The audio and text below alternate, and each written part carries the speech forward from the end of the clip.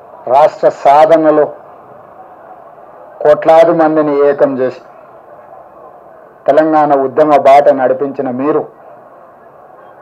ఈనాడు 4 కోట్ల తెలంగాణ ప్రజలు కష్టాలలో ఉన్నప్పుడు మీదైన పాత్ర పోషించాలి అని చెప్పి అందశ్రీ గారిని అడగడం, కలవడం, ఆనాడు కాంగ్రెస్ పార్టీని నడిపించే క్రమంలో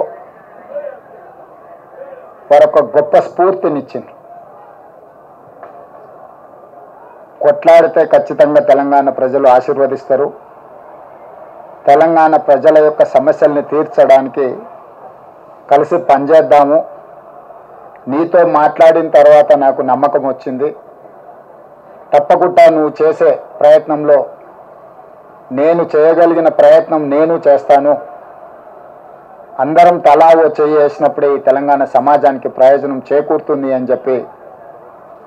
ఆనాడు అందశ్రీ గారి మాటలు, ఆ తర్వాత వారు నేను చర్చించుకున్న అంశాలు మీడియా మిత్రులకు తెలుసు. అందశ్రీ గారితో మాట్లాడుతున్నప్పుడు నాకు చదువుకోవడానికి పట్టణం వచ్చిన తమ్ముడికి ఊర్లో వ్యవసాయం చేసే అన్న చూడడానికి వచ్చినప్పుడు కలిగే అనుభూతి కలిగేది నాకు అందశ్రీని ఎప్పుడు కలిసిన. వారొక స్ఫూర్తిగా ఈ పరిపాలనలో పేదలకు ప్రయోజనం చేకూర్చాలన్న ఆలోచన వచ్చినప్పుడు గద్దరన్నతో పాటు అందశ్రీ గారు సమానమైన స్ఫూర్తిని నింపడమే కాకుండా వారు రచించిన జయ జయ హే తెలంగాణ, తెలంగాణ రాష్ట్ర ఏర్పడ్డ 10 సంవత్సరాల తర్వాత రాష్ట్ర గీతంగా ఈరోజు కోట్లాది మంది ప్రజలకు ఒక స్ఫూర్తిని నింపుతున్నాయి. వారి ప్రతి మాట ప్రజా జీవితంలో నుంచి పుట్టుకొచ్చింది, ప్రతి పాట ఈ తెలంగాణ ఉద్యమ స్ఫూర్తిని నింపడం జరిగింది. అందుకే ఈనాడు తెలంగాణ రాష్ట్ర ప్రభుత్వం రాబోయే మంత్రివర్గ సమావేశంలో మంత్రులందరి సహకారంతో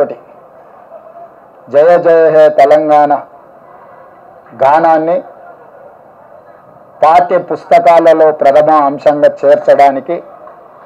రాష్ట్ర ప్రభుత్వం నిర్ణయం తీసుకుంటుంది. ఇదే కాదు, ఈనాడు